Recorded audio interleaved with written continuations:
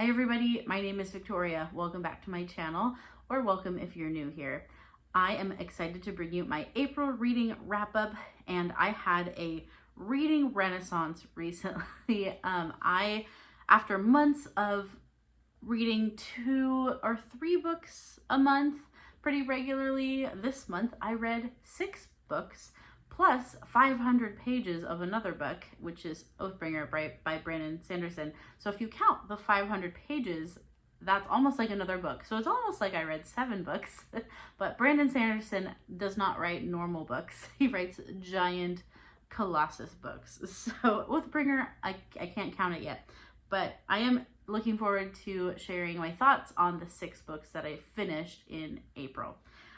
I'm going to go through the books in order of least enjoyment to greatest enjoyment, and I will share a general star rating. I don't take star ratings too seriously, and I don't use half stars. I don't try to get really specific about it. I just round it. I round my star rating either lower or higher. So keep in mind that if I rate something 5 stars, it's not necessarily because it's perfect, but it might be closest to 5 stars as far as like I enjoyed the experience of reading it at a 5-star level. So just so you know, my rating system is not necessarily as specific as I've seen some other booktube channels do. So let's get into my lower rated books. So the lowest rated book of my month was shocking to me. I did not expect this to be so low, but this was My Friends by Fredrik Backman. So I have read a Backman book before. I read A Man Called Uwe a few years ago. Was shocked that this went so poorly for me. I rated this one 2 stars. This is his most recent release, and I had seen nothing but praise for it. First of all, we follow 2 main characters, and we have Louisa, who's an 18-year-old. We have Ted, who's I think a 40-year-old in this book, and they meet based on some kind of far-fetched circumstances, and that's where my problem began, was actually just the premise of the book. So Louisa is an 18-year-old. She is like just turning 18. She is in the foster system. So she grew up in the foster system. She doesn't really have a strong family unit. She's just kind of like waiting to be set free on her own. And she goes to see this art painting that has meant a lot to her in her life. And that's how the book starts, is she's going to this art museum to see this painting. She gets in some trouble at the museum, and then she leaves the art museum. She sort of gets chased out. She gets kicked out of it. And then she runs into a man who is doing some like graffiti artwork. And it turns out that this man is the artist of the painting that she just went to go see. So right away, I just felt like that was so far-fetched and like so coincidental. I had a hard time believing that that would even happen. That was something that could be even possible.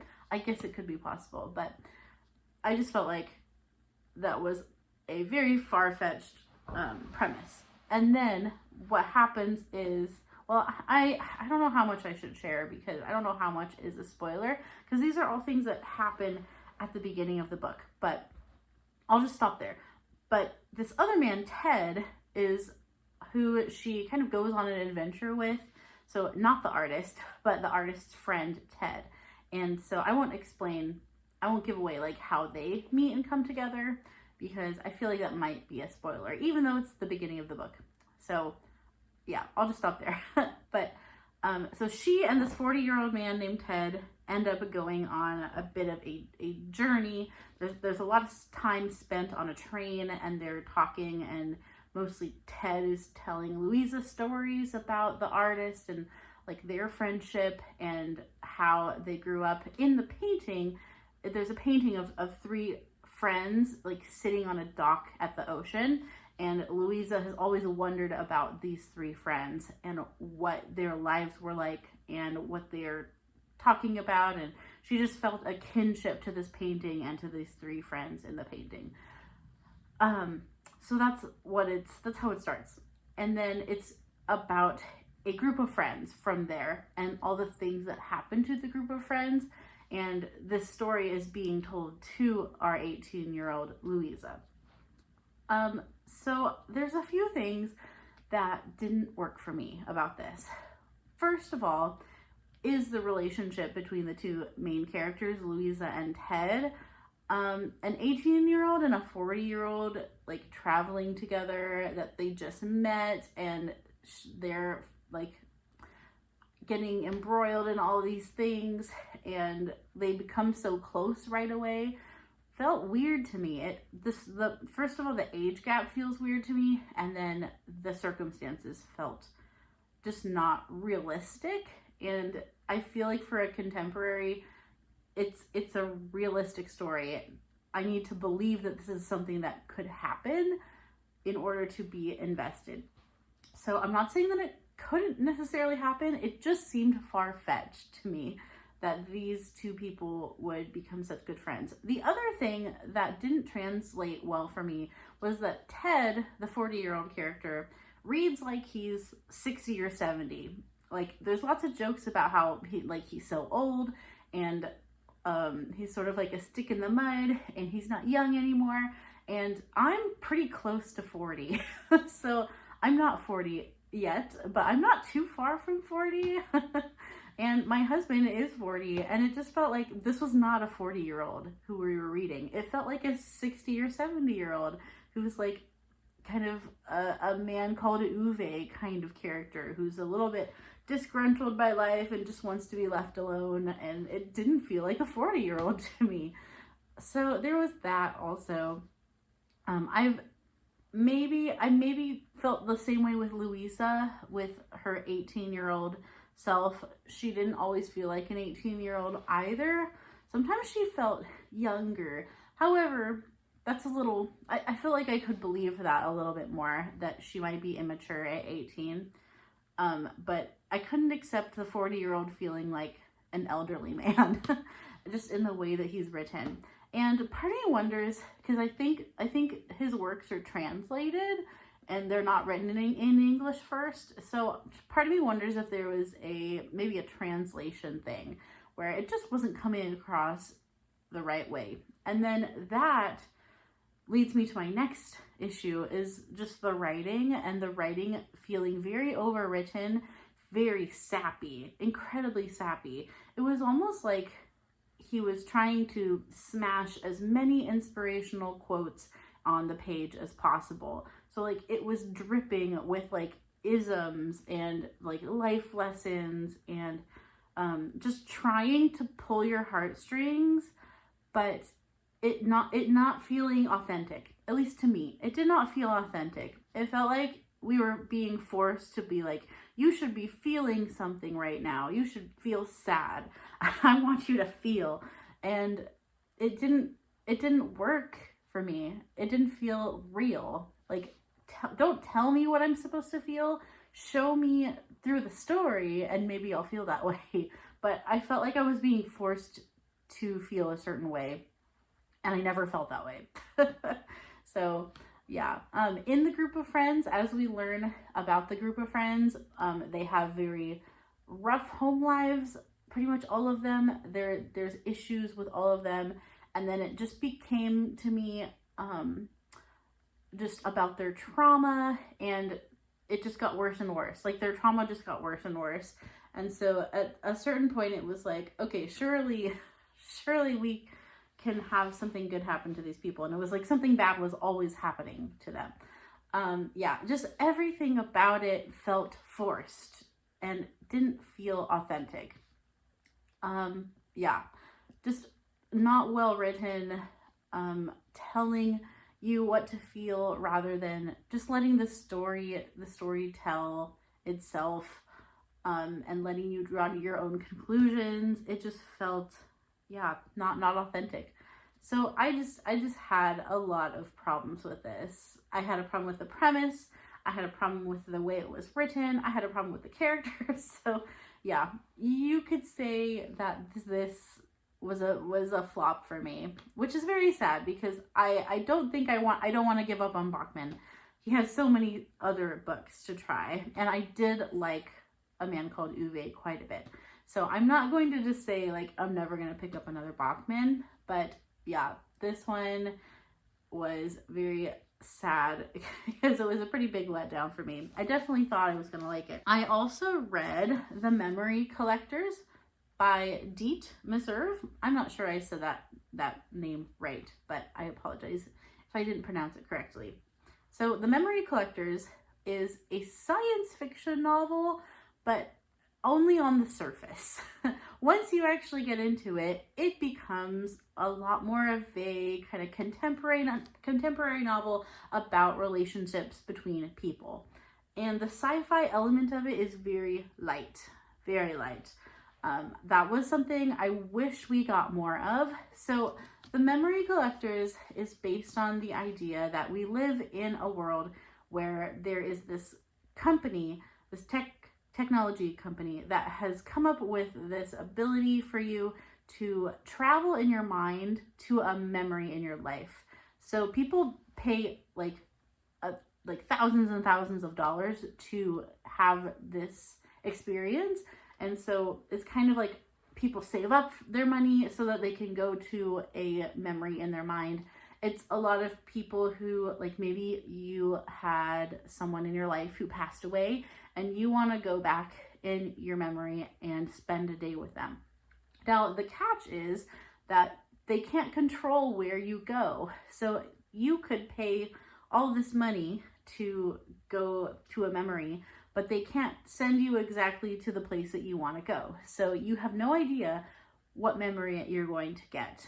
But you only get, I think, 1 hour? You only get a certain amount of time also, because they tell you that if you spend more time in the memory, there's negative consequences for your body and you might not like survive the experience basically, or you'll have like physical ramifications on you for being there too long. So you can't be in the memory too long also. And I want to say it was like an hour or something. I don't remember exactly, but it was something not very long. And so we have some, it's a multi-POV book. So each chapter follows a different person. And then as many of those kinds of books do, they will come together. They will converge. And so you will see these characters kind of meet. So something that made this book make a lot of sense to me was that this author is actually a TV writer, and I could get that right away. Absolutely. It felt like I was reading a TV show. It was something that I could totally see being made as a TV show. And I think that's why, like, the science fiction element of it was so light, and we don't really go into it very far, and it's just a device. So the science fiction element ends up being a device to bring all these characters together, and to tell a different story about relationships. And it actually ended up also being very sappy. Both of these books were very sappy. This one was very sappy as well. It reminded me of like maybe like a mini series or something that could be told in like 2 hours and could be fitted for TV. And I wonder if she had that in mind when she wrote it, because it definitely felt that way.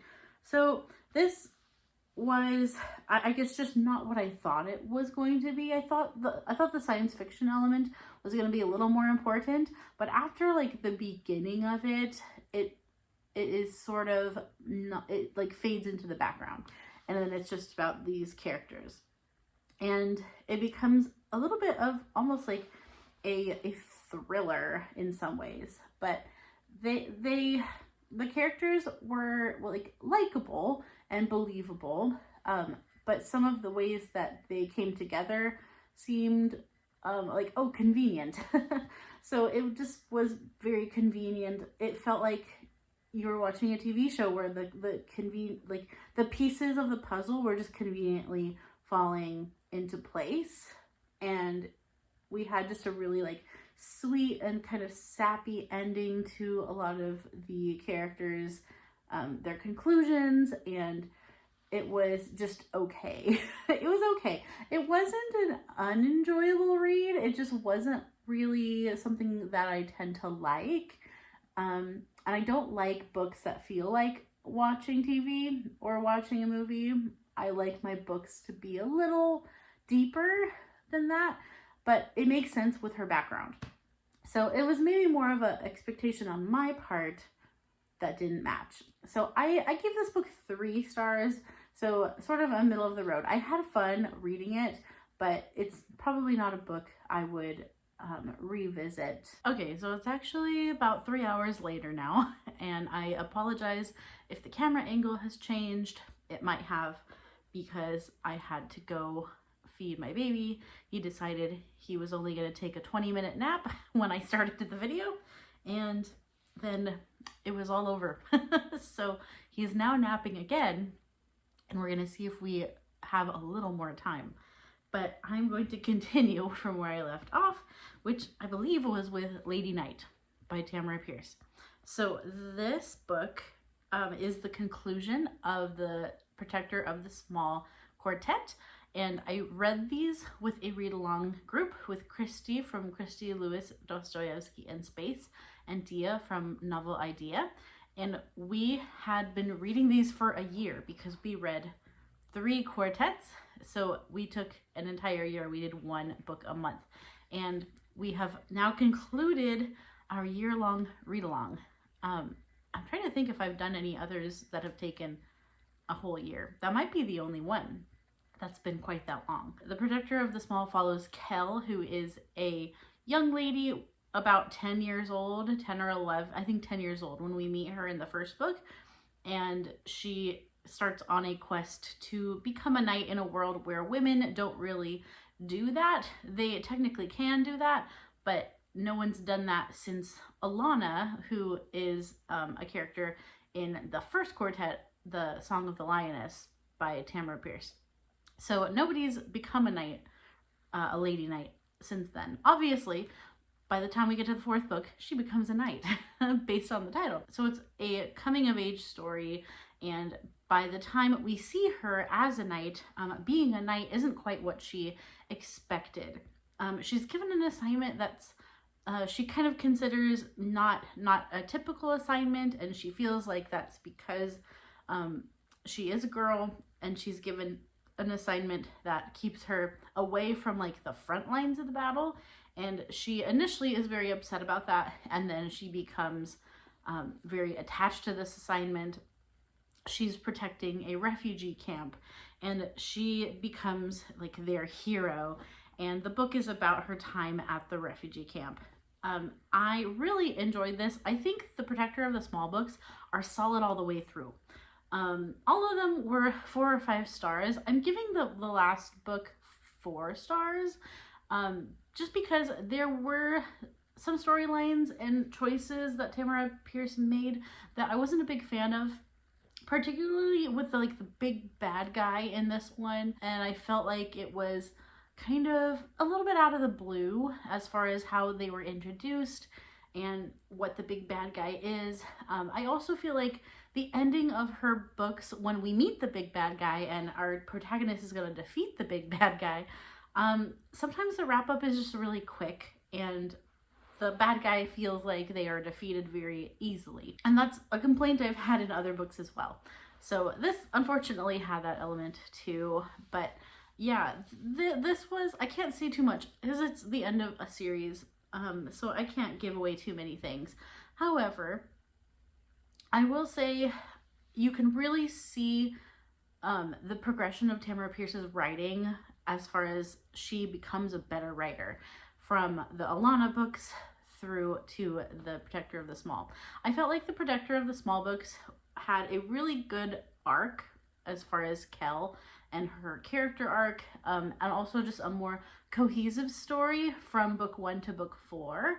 One of the things that I complained about with other series of hers was that it felt kind of episodic from book to book occasionally, and we would be like with new characters in a new place with the next book installment, when I wanted a little bit more of a cohesive thread. And with Protector of the Small, this series does it the best out of the 3 quartets that we read. And I also think Kel is the most likable protagonist, at least in my opinion. She's the one I liked the most. She's just very consistent. I think she's a good role model for a young adult reader, which is who this is targeted to. She stands up for what she believes in. She's a good friend. She's a solid friend to have. She's self-sacrificing, and she just has a better character than some of the other protagonists in the other series, in my opinion. I just liked Kel's character the best. So can't believe we're done with our year read along, and Lady Night definitely finished strong, and I would absolutely revisit these again sometime in the future, and I do recommend them if you're a fantasy reader and if you do like to dabble in YA occasionally. These are worth your time. My next 4-star book was Cyrano de Bergerac by Edmund Rostand. This is a play, actually, and not a novel, and I hadn't read a play in quite some time, since probably my Shakespeare days in college. I don't think I've read a play since then, definitely not a classic play like this.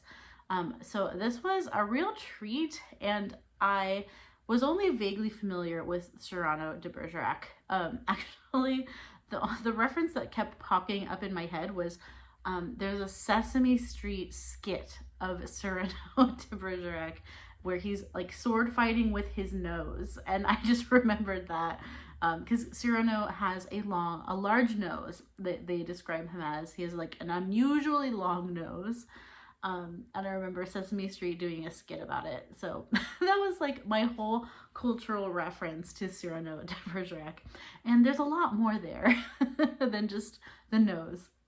So Cyrano de Bergerac is I think it's classified as like a tragic comedy. It's set in France during Louis VIII's reign, and so there's some war elements as well. There's a lot of like battle conflict. There is a love triangle in which Cyrano is an element of it. Cyrano is the hero of the story. He is on the outside not much to look at. He is actually considered very unusual looking, and he is in love with our female main character.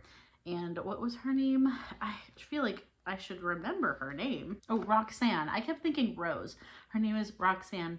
He's in love with a woman named Roxanne, and she is in love with somebody else. And what happens is Cyrano de Bergerac is not only just a wonderful, upstanding, good person, but he's also like a genius, and he's brilliant at turning a phrase. He's really good at poetry, and he agrees to write love letters on behalf of this other man, because this other man wants to woo Roxanne, but he does not have nearly the same ability to write and to turn a phrase and to speak romantically.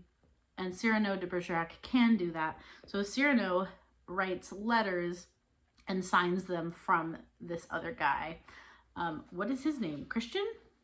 Christian. Cyrano is expressing his love to Roxanne, but Roxanne thinks it's Christian. There's some satirical references to Romeo and Juliet with this balcony scene, and it's very comical. There were just some like laugh out loud scenes that were very entertaining. I really loved Cyrano de Bergerac as a reading experience. I would love to see it as a play, because that would be like its true form. I would love to watch this someday.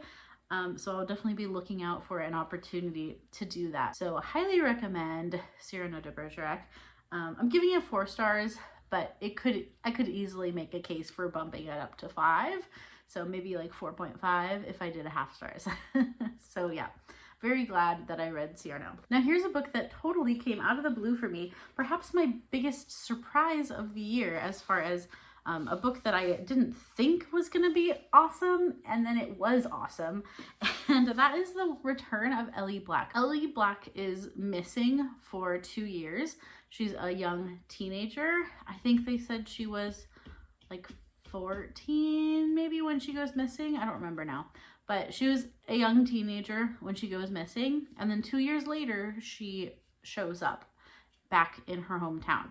And she is found in the woods. She's very reluctant to share what happened to her, and the book is really following the detective who's trying to understand what happened and trying to get information out of Ellie, but Ellie's not really talking.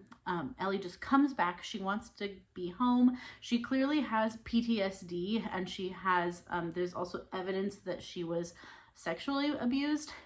But she won't talk about it. She won't share. And the weird thing is that she is just let go, allegedly. Like, she's just let go by her captors, because they're like trying to figure out how could they just let you go, because like that never happens. Like, how did you just survive this and show up? How did you get away from your kidnappers? And she's not talking to them about it.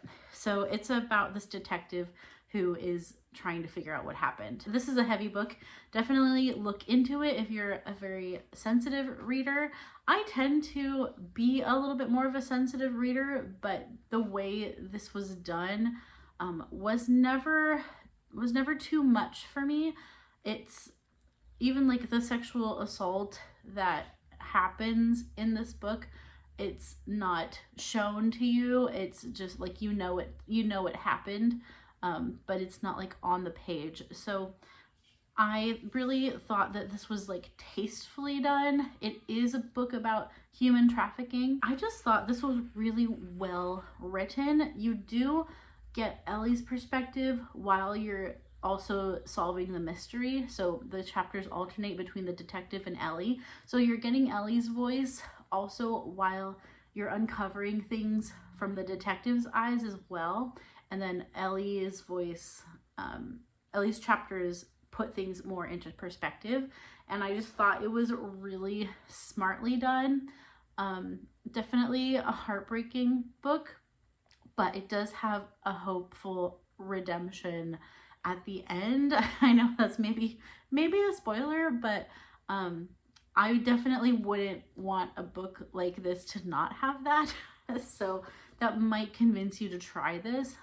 The reason I wouldn't quite give it like the highest ratings, even though I'm giving it a very high rating, I think some of the ending twists were like, it was doing really well until one particular twist that I just felt like was too much. Like, it was not believable and a little bit far-fetched is the word of the day. There's another book that I described as far-fetched. There was a twist at the end that I thought was far-fetched. It was hard to get behind it, but I have to forgive it that, because I thought it did a lot of other things really, really well, and I thought it was just really well written. So I had a good time with this. It's infuriating. I will say, like, you're so upset that like her parents, like there's some things that led to her disappearance that allowed her to disappear that were just like the parents being neglectful and like turning a blind eye to things. Like, for example, the mom knows that Ellie's gonna go to this party, and that Ellie's lying about going to the party, and the mom doesn't say anything. The mom just lets it happen. So yeah, there's just like some maddening things where like if the parent had only been more involved, Ellie would have never been taken in the first place. And so that just made me really mad. I was like, oh, they're like, the parents are kind of terrible in this. Especially the mom. I didn't like the mom. The dad's not much better. So, but it is, I think they're supposed to be, the parents are not supposed to be great, because part of what the book wants to tell, the story it wants to tell, is how so many girls go missing and are not found because they come from maybe the other side of the tracks. They don't have money. They don't have a lot of support. They don't have people who are really pushing to find them. And so it kind of shines, it's a book that shines light on that. The justice system is not always very just when it comes to, like, if it's a girl who doesn't have a family that has money, then the investigation like stops at a certain place. So I feel like I'm rambling a lot, but I just really liked this book. I just thought it was really well done, but it's heavy. So definitely proceed with caution. I would rate this 5 stars overall. I hear my baby stirring. Can we finish this? We'll see. My highest rated book, and I think my favorite book of the month, was Misery by Stephen King. And this is my second Stephen King book that I have read this year. I read The Shining earlier this year in January. And funny enough, Misery actually takes place not too far from the Overlook Hotel, which I didn't realize until I started reading this. And I know Stephen King's universes are like lightly connected. Misery is lightly connected to The Shining, which was super cool to learn. And I was like, what? So Misery had a very famous movie also made after it. You might know the premise already. It's about an author who gets in a car wreck and he kind of loses the ability to use his legs. Like, his legs are crushed in the car wreck, and he is found by a lady who lives not too far away from the car wreck, and she happens to be his biggest fan, is what she calls herself. And she takes him to her house and keeps him with the idea that she's rehabilitating him. And as you read the novel, you learn that she's not exactly rehabilitating him. She's keeping him prisoner, and she wants him to rewrite one of the ending of his series, which is called Misery, and the main character of his series is named Misery, and she is not happy with the way that Misery ends, and so she wants him to rewrite it. I had never seen the movie before, so I was on pins and needles wondering how he was going to get out of the situation, if he was going to get out of the situation, because I knew the premise, but I didn't know the ending, whereas when I read The Shining, I did know the ending from the movie, only the book ends a little bit differently, but pretty close, but a little different. So with Misery, I had like no context, so I was like on the edge of my seat, wondering what was going to happen. Also, his villains are truly villainous, just like absolutely evil. And as you learn about Annie and her background, she just becomes more and more evil, and she is just terrifying. And what was interesting about this one is that, like, I keep comparing it to The Shining, but in The Shining, there's a supernatural element. In Misery, there's not a supernatural element. She's just a scary person. She's just unhinged. And that, I think, makes this even scarier, and that she's a real person who is, like, mentally just insane. So, yeah. I would say if there was a criticism towards this book, Annie is described at one point as possibly being, I think, bipolar. And I was like, this is some kind of a sketchy representation of someone with a bipolar disorder. So I know that representation of mental illness was not great in those years. So that was something that made me go, maybe give me the ick a little bit. But that aside, this is just a riveting read. It's Stephen King at what he does best. It makes you wonder, how could you come up with this stuff? It's so dark and twisted. But it was a fun read. I guess that shows maybe I'm dark and twisted, but I really enjoyed my time in Misery. I was hooked. So this is also a 5-star. I think it's kind of weird that my 2 5 stars were definitely the most intense and heavy, scary reads. So maybe I'm liking that these days, like a little bit more drama, lots of drama. I don't know, let's not look too hard into it, shall we? Let's not overanalyze ourselves. Those were the books that I finished in the month of April. I would love to know what was your favorite book in April, and also, do you have any thoughts about any of the books that I finished? I would love to know. Chat with me in the comments. If you are feeling more quiet, you can leave, let's see, is there a hatchet emoji? I don't know. You could leave a hatchet emoji. Thanks for watching my video today. Keep reading great books, and until next time, bye-bye.